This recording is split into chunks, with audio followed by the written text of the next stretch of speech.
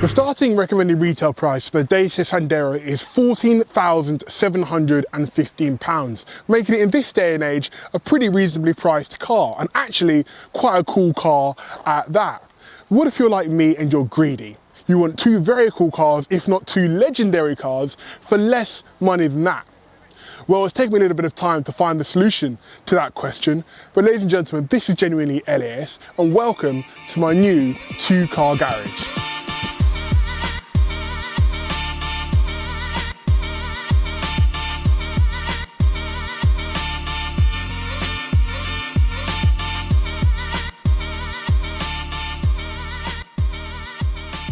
To the left, my all-new daily, the Alfa Romeo 156 GTA. A very special car in its own right, a very special engine under the bonnet. Less than 3,000 saloon 1.5 GTAs were ever made, so this is very cool. And to my right, my weekend toy, I guess you could say, the Honda Integra DC2 Type R, a 1998 model with the bug eyes. And only 500 of these were actually ever originally imported to the UK. Many more have been imported from the Japanese domestic market, but this with the bug eyes, this is the car. This is the car. Oh, this is so exciting. I mean, both of these in their own right are mega cars to have to drive around in for any length of time. But to have both, ooh, ladies and gents. Now, I filmed first drive videos for both of these cars, and if you go down to the comment section, you will see a pinned comment for the DC2 Type R and the 156 GTA. Whichever one gets the most likes by end of Friday, so I think it'll probably be about 6 days after this upload, you will see that first drive video first. So send it to your friends, your family, get your dog to make an account and like it, because I'm excited about both of them. But which are you more excited about is the question. Now, before I start jumping around with excitement, I want to talk about both of these cars. So let's start with, I guess, the more boring of the two, the daily driver, the Alfa Romeo 156 GTA.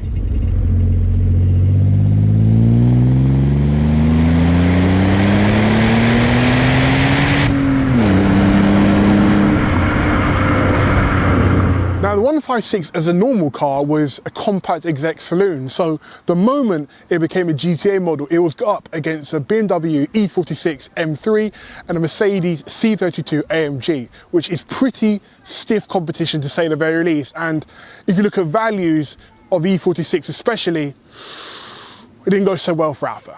But that being said, we are here to talk about the Alfa Romeo, and let's talk about the changes they made, because they made quite a lot of changes between what was previously the top of the range 156 and the GTA. First and foremostly was the engine. The displacement of the Busso V6, one of the greatest engines ever put into a road car, was increased from 2.5 litres to 3.2, which was the largest displacement the V6 ever received, propelling it to a fairly silly 0 to 60 in 6.3 seconds, straight to the front wheels. And with all the wisdom that Alfa Romeo had at the time, they decided to leave the diff open. There was no LSD as standard. That came later on. Luckily, this car is fitted with one, otherwise I probably would have ended up in a tree by now. Each Busso engine was hand-built at the Maserati Research Centre in Modena, which is basically a Ferrari land. So this is basically a Ferrari, just like the Giulia quad engine is pretty much a Ferrari V8 with 2 cylinders chopped off. But let's not forget, this is also an exec saloon. It's really nice to sit in. It's a nice place to be. It's comfortable. It's quiet, even though there's a very juicy exhaust on this.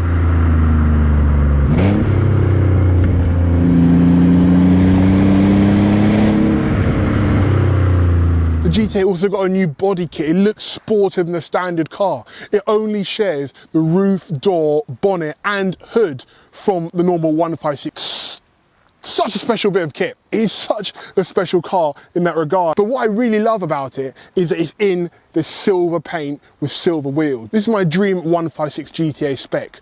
Very much a if you know, you know car. You don't look at this and think, it's not an Alfa red, it's nothing too shouty. It's just a nice, subtle silver. And unlike the red, which peels very easily over time, this has survived the test of time, and oh boy, am I glad about it. But why the 156 GTA? Firstly, I've always wanted another Alfa Romeo. I started my driving career, you could say, with Alfa Romeo Giulietta. And I think that if you do like Alfas, One thing about the great history with Alfa Romeo is you could just speak to so many different people and everyone's probably got a different generation or a different time period of Alfa Romeo that really resonates with them, or one that they would buy if they had the money, etc, etc. And for me, that's really the early 2000s of Alfa Romeo. 156 GTA, 147 GTA, and I know it's late, a little bit late, but we can bring in the 8C as well. It's something about the way this looks, the engine in it as well. It's magnifique for me. And it's of all the Alphas that I could probably buy right now, a 156 or 147 GTA had to be included. And because it's my daily, I also wanted it to be 4 doors. Not only my 147 GTAs are more expensive, they're also only 2 doors. And they haven't got a nice little saloon boot. I've also never had a saloon, and I really wanted a saloon, so answer was made up there.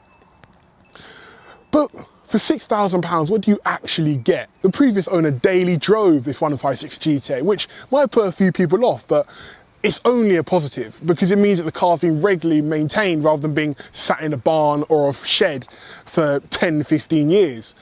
That means that this car has recently had the very much dreaded cam belt service, literally less than a year ago now, which is great peace of mind. And considering it cost £1,800 to get that service done in this car, and this whole car cost £6,000, it just shows you how much of a cost is incurred getting that service. It's also had a new clutch put in very recently, so we are flying in terms of everyday maintenance. The good continues. The interior of this car is actually really clean. The bolsters on the side of the seats are fine. The engine pulls really nicely. And I've got to say, I'm genuinely surprised by how good the condition is of this car. Onto the bad, there actually really is very, very little on this. One thing that does stand out to me is I'm pretty sure this car's on the 305mm brakes rather than the 330mm upgrades that came to later models, which could do the change probably sooner rather than later. I'm amazed at the condition of it. The tyres, plenty of life in them. I think I really lucked out here. £6,000. It's pretty incredible. Part of me feels in my heart that because this is an Alpha, at some point this may go a little bit pear-shaped, but we can hope and pray that it doesn't. And even if I'm parked on the side of the road in it, it's such a good thing to look at. I don't think I'll really mind.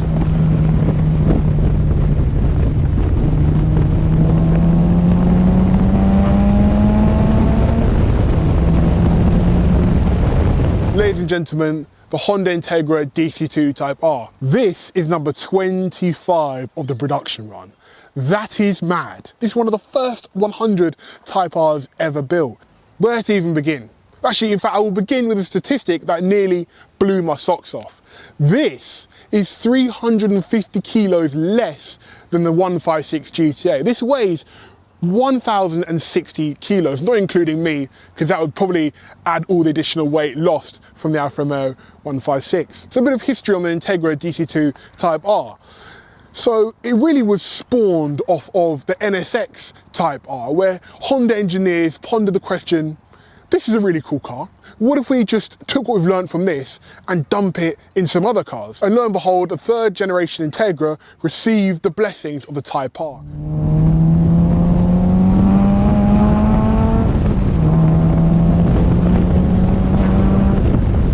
The standard Integra as it was is already a light car at 1,100 kilos.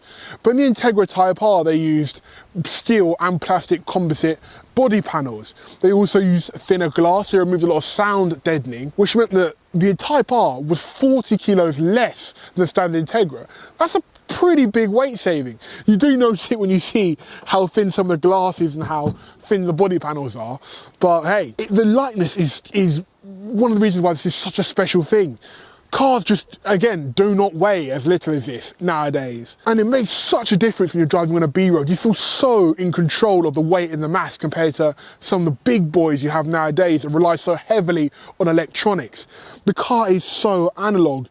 Obviously it's 1998, there are no real screens in here, but you have buttons for everything. You have fake carbon fibre inside, which looks ropey at best. We have a great set of analog dials, and it's quite funny seeing it now next to the 156 GTA, and you can see not only that the 156 GTA is a little bit beefier in a way, but it also just looks way more comfortable and a bit more comforting to be in than the Integra, but I'm not complaining. This is what I love about having these two cars. They are very clearly different. They have different strengths, they have different attributes, so you can get in one and feel like it's a completely different driving experience to the other. That is why I went to the two-car garage, and I really think I've nailed it here. I really don't think, for the money, there are very many other combinations that really nail this. A compact exec saloon and a lightweight stripped out baby GT3 sports car.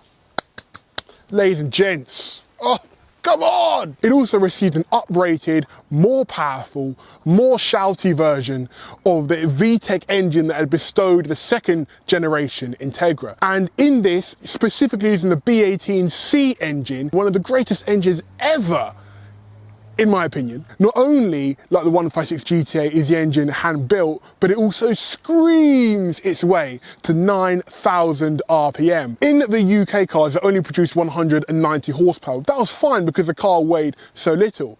But sadly for us, the Japanese domestic market managed to get themselves another 10 horsepower thanks to a 421 manifold that came a little bit later on. Luckily for me, that has been fitted to this car, so I get the full benefit of the tinkering the Japanese engineers did over time. I also, luckily for me, managed to keep the bug-eye lights. Fun fact, when the DC2 Type R was originally launched in Japan in 1995, it came with bug-eye lights like these. The Japanese just didn't like them at all. So Honda went back to the drawing board and redid the design and had added those new banded headlights. You probably see them quite a bit because they're very popular now on, a lot of people prefer them. They're, obviously, the Japanese cars had them, and 25,000 DC2 Type Rs were sold in Japan.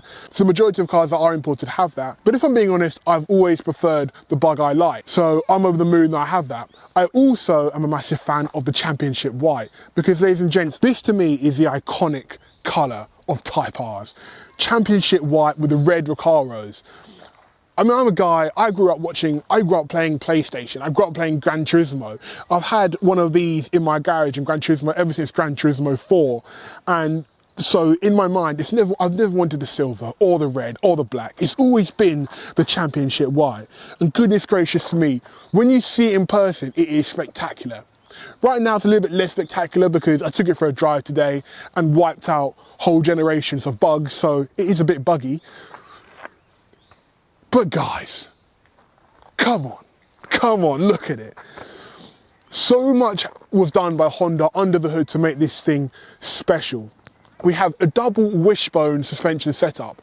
And if you may recall, if you may know, the 911 992 GT3 also uses a double wishbone suspension setup. So this is basically a baby GT3, and I'm taking that all the way to the grave. It is as bare bones as it gets with this. And this type of car, in my opinion, just does not exist in our world. An affordable, stripped out, lightweight B-road blaster.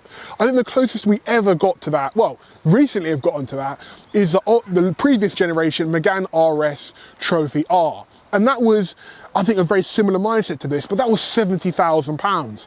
This was £8,000, which is, if my maths is correct, almost 10% of the value of the Megane Trophy R. And when I say hardcore, I mean air conditioning was an option. Power steering, I think, was an option. The DC2 Type R is regarded as one of the greatest front-wheel drive cars ever made. And the moment you sit in it, oh my good grief, you notice, you feel sat down, you feel snug, you feel so low in the car. You can hear the exhaust vibrating your chair. You can feel the road so nicely in the steering wheel. It's such a special bit of kit. And goodness gracious me, well, both of them, especially the Type R, is easily the type of car you park up and turn around and look back at. I mean, this thing is iconic. Just the wing, the titanium gear knob, the red Recaros, the white wheels, the white paint. This is a poster car. You've got the Integra Type R stickers all around it. It's like, oh, it's like a racing car for the road. It's got a lighter flywheel, so at low speed, it feels like a bit of a pain to drive, but you hear that gearbox whine, and it just feels like you're in something special all the time. Pulling into a service station on the motorway, you feel like an absolute hero because of it. ABS is even optional. Imagine a car manufacturer telling you now that you could buy your car without ABS. Crazy times the 1990s were. Let's get on to the good about this car. Now, First is the price, £8,000. It was a decent chunk less money than other DC2 Type Rs on the market. There's a couple of reasons for that, but mainly it's probably because I flew to Belfast to go and get it, and you'll see more about that in the first drive video. One of the really good things about it is, first of all, having the 421 manifold. That is sensational. It's not great. I would have loved to have added anyway, so the fact it's already got that on the car, beautiful. The car in itself is actually in pretty good condition. It's done 160,000 miles, but apart from the bolsters and the steering wheel looking a little bit tired, you wouldn't really know. The paint looks great, the alloys look great. For £8,000, it's a bit of a steal. There's also a custom exhaust on this, which I'd say is good and bad. It's good because, especially when you hit VTEC, it sounds fantastic. It definitely heightens the whole driving experience. The only thing I would say is the exhaust means that when it's 6 AM or 7 AM or 8 AM and you want to go for a nice Sunday drive out in the countryside, you feel like a little bit of a knob driving around in it through town. But other than that, sensational, absolutely sensational. I've met Honda EP3 or EP3 owners on the motorway. It's just been a hilarious time driving down VTECing all the way. So if you want to make new friends, get yourself a DC2 Type R. I promise you, you'll have a bunch. Probably all Honda drivers, but still a bunch. So all in all, I'm genuinely over the moon with my 2-car garage. There's maybe a little bit of work here and there that has to be done, but that's all content I'm sure you guys would love to see. But more than anything, I'm just excited to drive them, excited to do cool things with them. My one worry is I've got to make sure I keep the 156 GTA special. It is a very special car, but I'll be using it as a daily driver. It'll literally be going with me everywhere. So making sure that I still get into it and think, yeah, it's GTA time, let's go! Rather than it losing significance is really important to me. So I'll be brainstorming a few ways to make sure I keep feeling excited about getting in it and going for a drive. But all of this, for £14,000, well, just under £14,000. It is slightly staggering. I remember when I picked up the DC2 Type R, which was after the 156, I sat on the ferry back from Belfast thinking, this is nuts. Like, what a life this is. And I can't wait to take you guys on the journey and show you guys what I get up to on my travels. So, until then, thank you guys for watching. I've been GenuinelyLAS. Please drop a like and subscribe because look at these cars. There's so much cool stuff on the way. So, thank you for watching, and I'll see you in the next one.